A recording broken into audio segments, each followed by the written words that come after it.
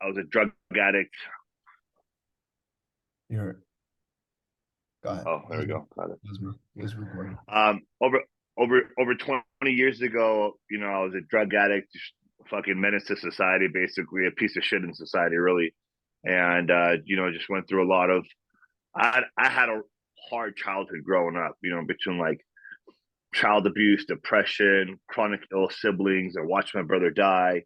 Drug addiction for almost 10 years, and I attempted to take my life, a few times, and thankfully and thank God that I guess you could say I failed Mhm. at taking my life, and then I had finally got to a point where I was like, you know what, I have two options. I got to either change or I'm gonna die. And if I don't change, I'm going to end up in the grave. Or I'm going to end up in prison, which I'll end up dying in prison anyway. So at that point, I was at absolute rock bottom, and I realized, you know what? Like, if I'm at rock bottom, there's only one direction to go, and that's up. But I have to take a bet on myself, believe in myself, forget everybody that exists in my life because nobody was serving me in any purpose, and I just kind of went all in. I realigned my values with God and what actually God meant to me and my principles. And I just kind of, well, like I said, I doubled down on myself. And, my first mission was to reverse engineer how the hell I got in that place, how the hell I got to that place in the first place. Like, how did I get here? Why am I onto drugs, and why am I so depressed? Like, yeah, there's these external meanings, and they're valid reasons, but am I really going to let these things be the determining reasons of why my life just completely falls apart and becomes completely meaningless? And so, as I started to get healthier mentally, physically, financially, I invested in a mentor, and I just started to get myself around like high level winners. Mhm. And from that point, my life just took off. There was no turning back at that point. And so, like, ever since, for the last 18 years, I've been basically all gas, no brakes, going as hard as I can, as fast as I can, and I don't really slow down. Actually, the idea of slowing down is actually creates a lot of anxiety. And Yeah. some people might say, like, well, that's a problem in itself. And it's like, well, I'm an addict. That's never going to go away. So if I'm an addict, then I have to put that energy and that high level of focus into things that serve me. That way, I have in full control of my life and where I want to go. So, I transferred into business, I transferred into body, I transferred into coaching and helping men out and making them realize, like, hey, at least listen, these are the traits of masculinity, and this is how we're going to rise together as one. And you know, the rest is history. That's awesome, man. I mean, wow. I didn't know that part of your story. I mean, your brother and all that stuff. I mean, 10 years, man. I mean, I think it's 5 years or 10 years that your body every 5 years, your body completely changes, like the cells and everything, according to science. So, like, talk to me about back then. Was there a point in your life like you just woke up and said, okay, I'm gonna change? Or was it progressively just showing up and it took you a while for you, okay, I'm gonna start, then you didn't consume for 2 weeks and then you were back to consuming? Or was it a time in which you took the I decision never, to never look back? no, I never relapsed. And, so, because like my third attempt at taking my life was my wake up call. Because I had finally realized, like, I'm so sick and tired of being sick and tired, literally, not just like mentally, like literally. Because, like, again, being an addict, you never like feel good, you never feel healthy, you're always sick. Um, you never want to get out of bed. You don't want to do anything. You don't want to leave the house. You just want to go get more doped up and then just kind of fucking lay there like a piece of shit and do nothing. So, that was my wake up call. And I also knew there. I mean, the stories out there on people trying to get sober is horrendous. It's a hard world to get sober and not relapse. And so, because I had friends that have gone through it, and because I've just seen what society does to people and how much more difficult society makes it to remain sober and actually build out a life for yourself, because you gotta, I mean, everybody knows this. When you're coming from just a world of absolute fuckery, like, no one's gonna give you a chance. No one gives a damn about who you are. Like, you're literally on your own. Yep. And so I knew that, like, those difficulties are very highly likely to make me go back to drugs and relapse. And I knew that wasn't an option for me. And so I basically could say like I made a deal with the devil, and I told myself, okay, if I relapse through this journey, what am I going to promise myself? And I thought to myself, you know what? Like I know how I'm not going to fail my next suicide attempt, and you'll have to bleep that out, by the way. The word, Oh, because yeah. they don't let you post that. They don't let you post Really? that. Um, Yeah. yeah, Sensitive that's a whole world, huh? nother story. But yeah, but I knew that like, you know what? I'll eat a bullet. If I relapse, I'll eat a bullet. And so that always hung over my head because like as a drug addict, like I wasn't afraid to die. Like I wasn't afraid of death. I wasn't afraid of anything. Wow. Because you just don't care you just eventually don't care anymore. And Wow. so as that hung over my head, and like, yeah, I went through the hard times, I went through the withdrawals. A lot of people were like, oh, you weren't a real drug addict if you never relapsed. And I'm like, no, I fucking like, dude, I was doing more shit than most drug addicts do. And again, like I just got to that point where it's like I have to change. Like I don't want to live like this anymore. Like you can say like my mind and my spirit were like this. If things do not change and I do survive, my life is going to be so miserable that living will be worse than dying. And so those are some of the things that always went through my mind as I made sure to not relapse as I got myself healthy. And one of the things I always try to teach and coach people is like if you are on a path of trying to get better and trying to get healthier, there are a few things that are within your immediate control. Whether you're depressed, whether you're an addict, an alcoholic, whether you're just going through some like really hard times, whether you went through a bad divorce, and this goes for all men and women, you have a few things that are instantaneously immediate within your control that you can start today to change your life that will help you actually take control of your mind. And that's starting to eat right, work out, get some sun, go outdoor for cardio, get a fucking dog, and get around successful people. And if you can't get around successful people, then at the very least, eliminate every single shitty person in your circle, whether even if they are a good person, get rid of them because obviously they are a part of the reason that you are where you are, even if it is your fault, because they never helped you get the fuck out of the situation. So those things can instantaneously help shift your mind to start getting back onto a healthy track in life. Yeah. I mean, that makes you, I mean, it's all by, I always point back to eating, man. I mean, just when I changed my eating habits, I was 250 pounds a year ago, by the way. So I lost about 70 pounds in 12 months. Um, Nice, man. Congrats. yeah, thank you. But when I got my eating right, like everything else aligned. I had more energy. I finally got to Yeah. work out like consistently, because I wouldn't eat right. And then I would do gym for like 6 days. And then the seventh day, I would be completely sore. And now that I eat the right way, I'm less sore for some reason. And I'm working out harder now, And Yeah. then going back to the friends part, I mean, when I started my professional career, I had to let go of the people that were with me before because they were just not headed where I was going, and if they were not going to help me, they were going to help. Right. But let's so cutting out people, that for me, I think that's important because what's in your mind is what you create, kind of thing, and what's in your mind is your Correct. conversations that you're having. So you're the people around you. So how do you cut out friends that have been with you for 12 years and you're kind of like wired? I've grown up with this person. I cannot really, this is a family friend. How do you do that? um, it's kind of like, listen, it's kind of like a post that I just made yesterday. Um, First, like the moment you start changing, you kind of like let people know, like, hey, listen, fellas, like I got to change my life. I'm going down a different direction.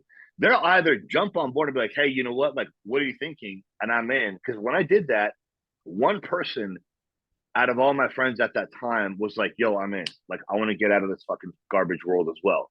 And we've been friends ever since. That's the only person since my childhood that I'm still friends with because when I left the whole drug world and that fucking bullshit scene, he was like, I'm in. I'm out. Let's get the fuck out of here and get our lives together. And so like if they don't automatically volunteer to jump into this, then you just got to walk away. And a lot of people think like that's difficult. It's not difficult. It's only difficult if you're not ready to change. Because when you finally make a definitive decision that like, okay, life's got to change, that means everything around me and the things that I do have to change with that. And if you can actually, if you're making a real decision, then you realize like, okay, all these people have to go. It's elimination time. Check off. Got bye. And here's the thing: there's no conversation. You just cut it off, Uh, and you just start going down your path. And they're gonna try to reach out to you. They're gonna try to hang out and say, nope, not available. Nope, I got shit to do. Nope, I'm working now. Nope, I got to go to the gym. I got to cook. I gotta go to work. I got things to hustle on. I got business ideas that I'm working on. I got my social like. You just start telling me like I'm not available. yeah, And eventually they're gonna fall off and stop reaching out to you because they're gonna be like, oh fuck this guy. He thinks he's all better than us now because he made some changes. Like, yeah, motherfucker, like I don't want to be where you are anymore. Like yeah, I want to get as far away as fucking possible from where I fucking came from, and I never want to fucking look back at that. And if you want to come with me, great. If you don't, cool. Still love you. Good luck. You're on your own. I'm not here, but if you need help, reach out. And that's it. yeah. I think the biggest point that you made was there's no conversation to be had. And I No. think many people stop at the conversation time. There's like, oh, it's like a boyfriend, I gotta break up with them. No, I mean, they're your friends. They're supposed to be there for you and for the better, for you to be better. And if you go on down a path that you're getting better and they don't like it, then that must tell you that they were not really your friends. It's that, but there's also like a significant intimidation and fear factor involved at the same time. Because look, the reality is like I can't even say this to this day. Like we're constantly trying to change and grow, and fear is scary. Like anybody who says change is scary, and anybody who says change isn't scary is full of shit. That means they haven't gone through real change. Because in order to change and in order to grow, the previous version of you has to get killed. You have to die. And so you're basically dying every single time you're ready to level up because those habits and who you are, regardless of how successful it's made you, those things are not how you got here is not how you're gonna get there. And so constant evolution is required. The difference is what's more important. Is change and success, is constant change and success more important? Or is my fear of changing more important? So I'm going to stay right where I'm at. Hmm. And, like through example, all you can do is just show them. You can't talk to people who aren't ready to change. They'll start to see your lifestyle change. They'll see you're making more money. You're driving nicer cars. You have an amazing relationship. All these things, you just start basically leading by example. And when you lead by example, more people will want to change. But it's just part of the process. Yeah. And in many times, it's going to be shitty. It's going to suck. Change sucks because of things and people you have to sacrifice along the way. Mhm. And some will look at it as average thinkers will look at it as you're burning bridges, you're fucking your people over. Like, no, it's not. If I stay where I'm at, I'm fucking myself over. That's the reality of it. And if they're not ready to change, like all that's going to do is anchor me down to where I'm at, and if it eventually pull me back down to where they still are. Yeah. Like the crabs on the bucket. Yeah, crabs in a bucket. Yeah. Awesome. So you're how many years sober are you? 18. 18. Okay, so 18 years. You did when did you start your business? Like what year? What year was your first step towards business? Probably a year into my sobriety. And So I you just kind of go ahead, go go ahead. ahead. You first got like About a year. opened the business and then did it, Yes. or you kind of did it Yeah. at So the like same a time? year I did at the same time, a year into my sobriety, because I made such a hardcore change. It's not common where hard drug addicts are able to make that level of a flip where it's like instantaneous, like, all right, I'm done. Like I'm finally done with this life. But at the same time, some drug addicts, one, they're either not too hard into the narcotics yet, like they're not as heavily deep as I was, simultaneously being an absolute rock bottom, no resources, no money, no family, no nothing. Like I had family, but nobody was there for me. And so like when you've lost everything, the change is a lot.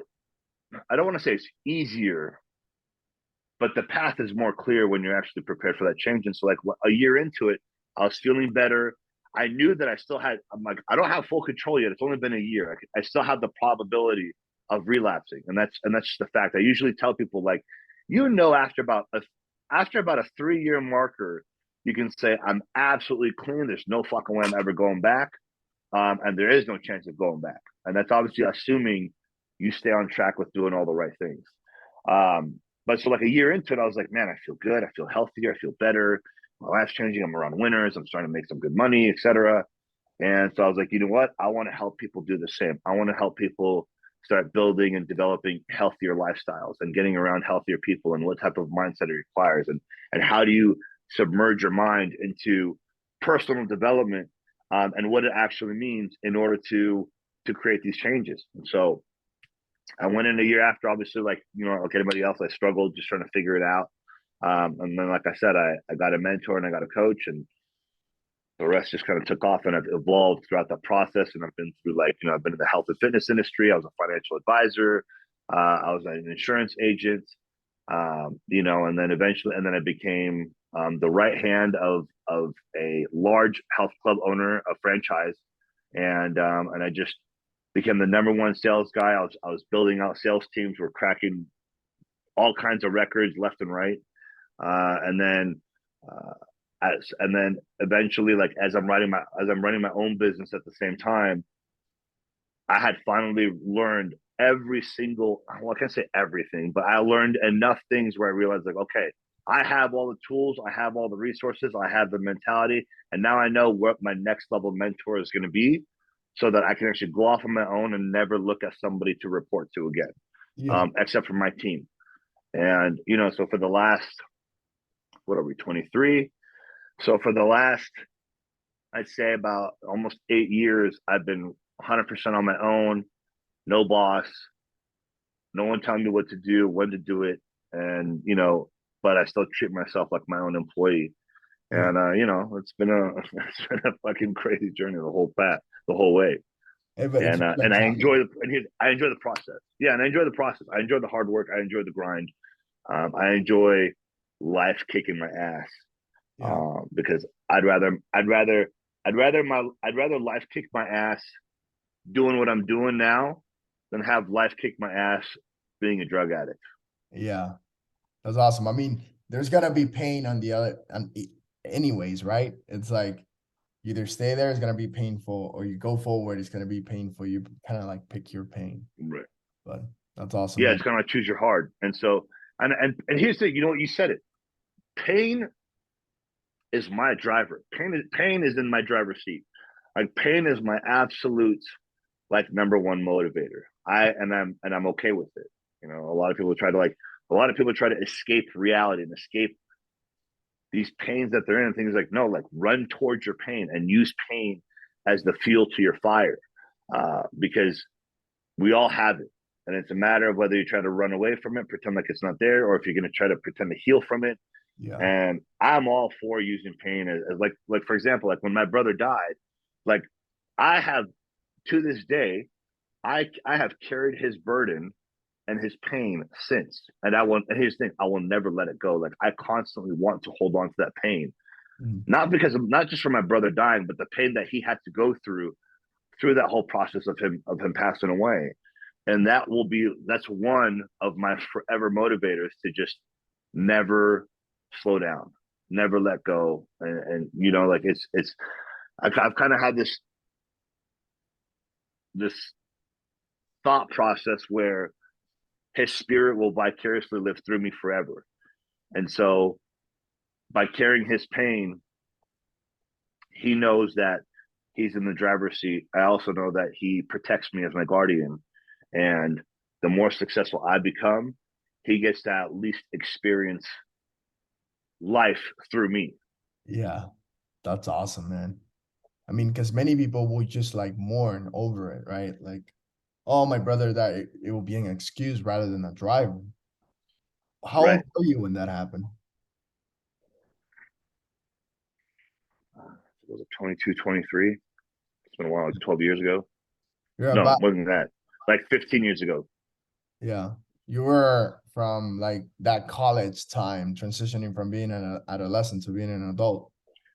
Yeah, I'm only a couple years sober at this point. Yeah, And you know, it was challenging at the time when my brother passed away. And so like my whole right sleeve is fully tatted in respect to him. Like I have angel wings on my forearm, that's him. I have this gravestone on my bicep. You know, I have the pearly gates to heaven on my shoulders. His Gemini symbol, because I'm a Gemini and he is too, and so I can put that on my forearm. I got a black rose on here for the death of my brother, and you know, so like my whole right arm is a commitment to him. gotcha. So it's again, I carry that pain. It's a constant reminder. Like every time I look in the mirror, like this is the motherfucker I'm fighting for. Yeah. Respects to you, man, because many people, will still talk about how sad it was, right? Rather than like think about the fact that what would your brother want you to do? I'm sure Right. he's upstairs just watching you and being so proud. Everybody's surprised, I think, by this time, but the person that you became finally. Um, your parents, Well, man. yeah, because Tell me. thing is, the thing is, throughout the course of my life after my brother passed, and again, I'm only 2 years sober, a couple years sober at this point. Like I believe, like my brother's passing has done a couple things for me since. It's heightened my senses and my intuition. But I've been through certain scenarios with people where he's kind of been there and alerted me of like, hey, pay closer attention. And like you could say it's God. I do believe it's God, but I believe it's God and my brother working together and saying like, hey, look out for this, watch out for that. Like, hey, listen, don't do this. Hey, listen, this is about to happen. Prepare yourself. Mm, And I'm very into like I'm highly a man of God, and I'm very highly in tune in my relationship with God and my relationship with my brother. I speak to them every single day, and you know, and so like I got my eyes peeled, ears wide open, like elephant ears, and I'm just paying attention and listening to everything that takes place. And I know it's them speaking to me yeah. when it's either again time for preparation or just pay attention. Interesting. Interesting. You feel like your intuition just got sharper after, 100%, yeah. 100%. And in combination of my brother passing, me trying to take my life, and me getting sober. Because like one thing I'll tell you, like if you when you were like the type of drug addict that I was, your senses naturally heightened out of paranoia, like Mm, cops, people, who's gonna fuck you over, which friends are gonna try to rob you, like this, like all kinds of shit. So like everything heightens naturally as it is. But yeah. then when you actually start to clean your life up and you still operate at a level like all these things are still there. People are still going to be there trying to fuck you over. People are going to fuck you over. You know, and so like with my brother passing, and then again like realigning my relationship with the man upstairs. My intuition and all my senses like heightened to a whole nother level. And like everything I've ever like sought out to say like, hey, this is gonna happen or this is, I've almost, not to sound arrogant, but I've almost never been wrong. Yeah. Never. And you've been through so much in terms of experience that you know how hard it can get, you know how bad it can get. Like you kind of have a Right. perspective that, a lot of successful people have it, but not a lot experienced it the way that you did. Like brother dies, Correct. going into this year of like, okay, I'm trying to make it, and then not relapsing, and then having all these people telling you that you're gonna relapse, and it's a different path, you know. One thing Yeah. I wanted to ask you, we got 6 minutes left. It's your relationship with your wife. Hardly ever I've seen a couple that's just so aligned in what they want. You know, you guys go to the gym together.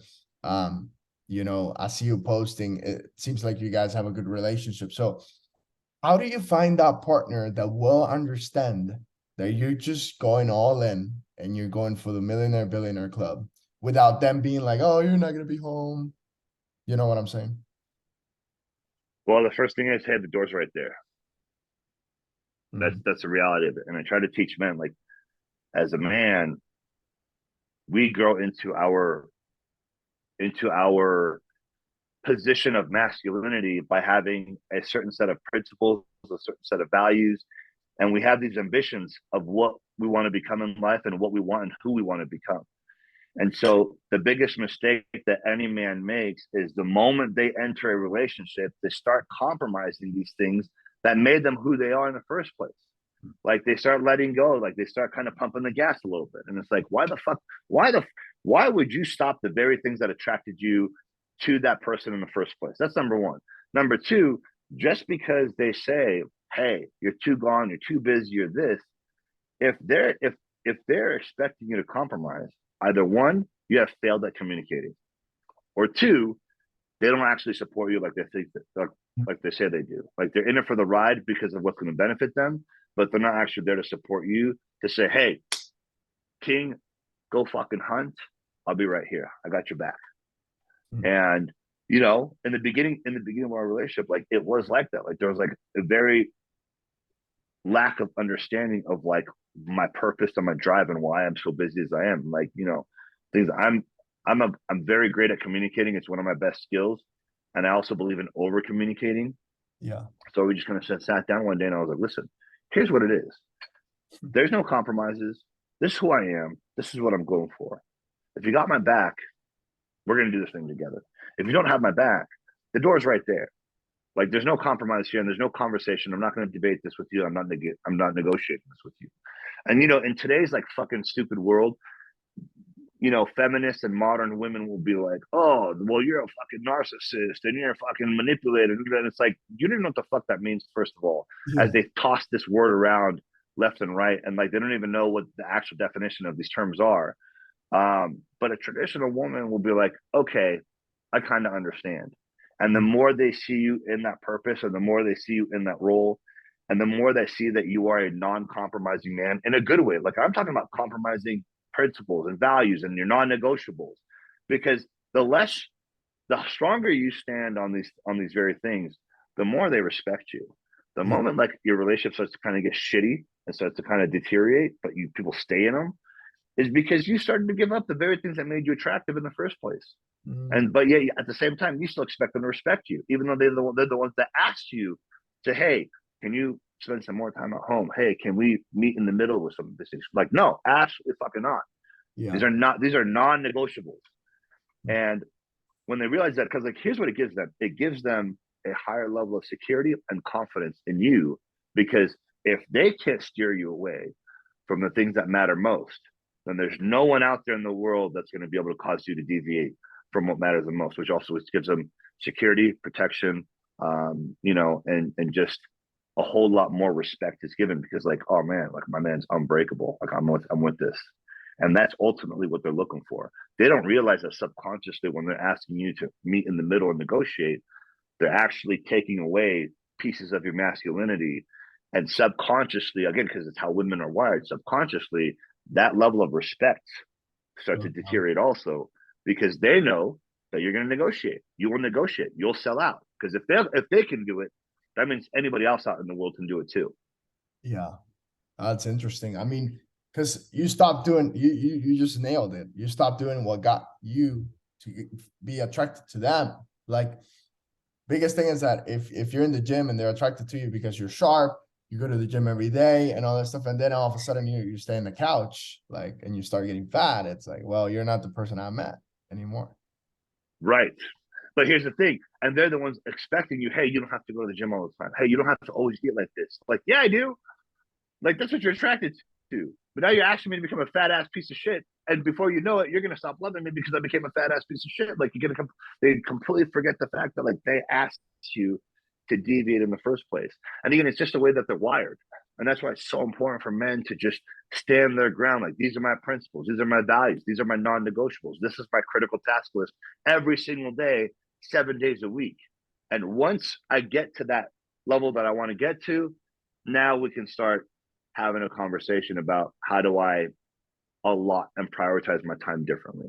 But Yeah. until then, you either have my back or you don't. But here's the thing too, like as men, we also have to know how to lead them as well. Like I think like we have we have non-negotiable set date nights. Like it's scheduled. It's twice a week.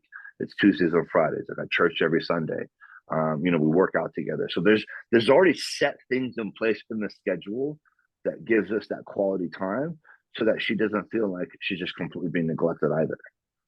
And that's the other part where men fail. It's like it's not compromising. It's just, I think